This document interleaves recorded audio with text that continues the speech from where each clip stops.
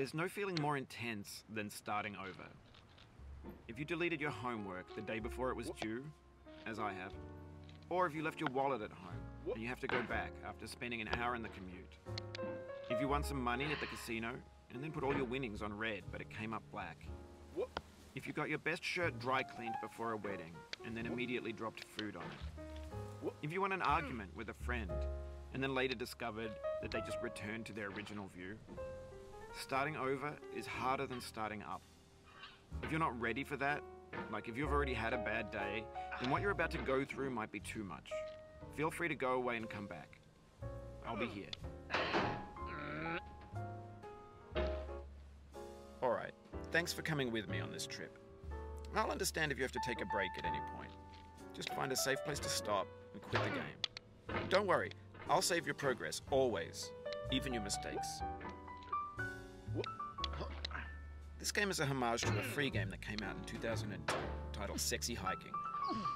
The author of that game was Jazuo, a mysterious Czech designer who was known at the time as the father of B games.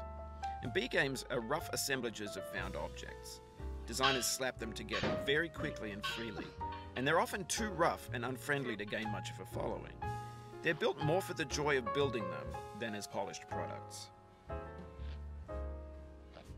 In a certain way, Sexy Hiking is the perfect embodiment of a B game. It's built almost entirely out of found and recycled parts, and it's one of the most unusual and unfriendly games of its time. In it, your task is simply to drag yourself up a mountain with a hammer. And that act of climbing, in the digital world or in real life, has certain essential properties that give the game its flavor. No amount of forward progress is guaranteed. Some cliffs are too sheer or too slippery, and the player is constantly, unremittingly in danger of falling and losing everything. Anyway, when you start Sexy Hiking, you're standing next to this dead tree that blocks the way to the entire rest of the game. It might take you an hour to get over that tree, and a lot of people never got past it. You prod and you poke at it, exploring the limits of your reach and your strength, trying to find a way up and over. And there's a sense of truth in that lack of compromise. Most obstacles in video game worlds are fake. You can be completely confident in your ability to get through them once you have the correct method or the correct equipment or just by spending enough time. In that sense, every pixelated obstacle in Sexy Hiking is real. The obstacles in Sexy Hiking are unyielding, and that makes the game uniquely frustrating. But I'm not sure Jazuo intended to make a frustrating game. The frustration is just essential to the act of climbing, and it's authentic to the process of building a game about climbing. A funny thing happened to me as I was building this mountain.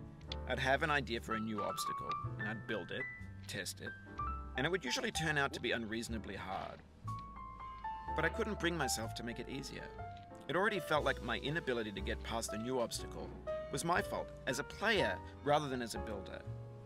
Imaginary mountains build themselves from our efforts to climb them, and it's our repeated attempts to reach the summit that turns those mountains into something real. When you're building a video game world, you're building with ideas, and that can be like working with quickset cement.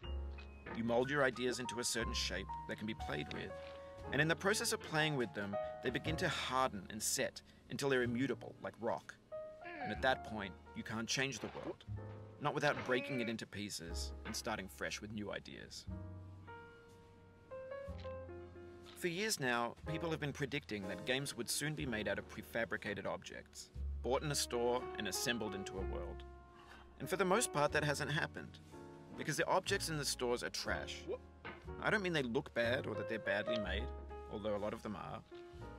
I mean they're trash in the way that food becomes trash as soon as you put it in the sink. Things are made to be consumed and used in a certain context, and once the moment is gone, they transform into garbage. In the context of technology, those moments pass by in seconds. Over time, we've poured more and more refuse into this vast digital landfill that we call the internet. It now vastly outnumbers and outweighs the things that are fresh and untainted and unused. When everything around us is cultural trash, trash becomes the new medium, the lingua franca of the digital age. And you can build culture out of trash, but only trash culture. B games, B movies, B music, B philosophy. Maybe this is what digital culture is. A monstrous mountain of trash, the ash heap of creativity's fountain. A landfill with everything we ever thought of in it. Grand, infinite, and unsorted. There's 3D models of breakfast, Gen X's fanfic novels, scan magazines, green screen Shia LaBeouf, banned snuff scenes on LiveLeak. Facebook's got lifelike bots with unbranded adverts and candid shots of Kanye and Taylor Swift mashups, car crash epic failed GIFs, Russian dashcam vids, discussions of McRibs, discarded, forgotten, unrecycled, muddled, rotten, untitled. Everything's fresh for about 6 seconds, until some newer thing beckons, and we hit refresh. And there's years of persevering, disappearing into the pile, out of style, out of sight. In this context, it's tempting to make friendly content that's gentle, that lets you churn through it but not earn it.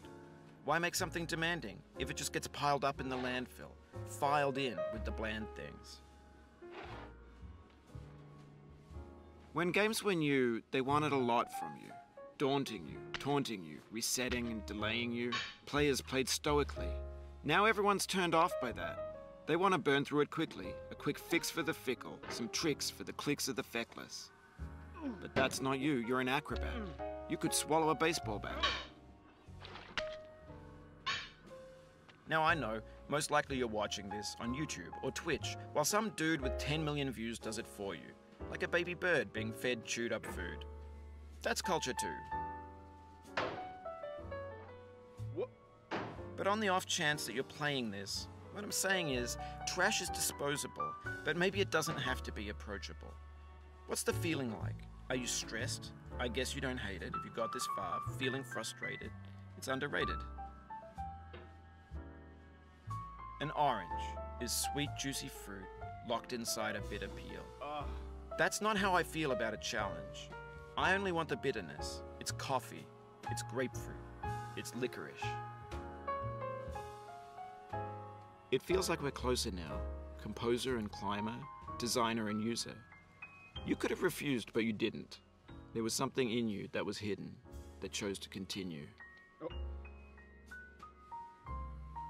It means a lot to me that you've come this far, endured this much.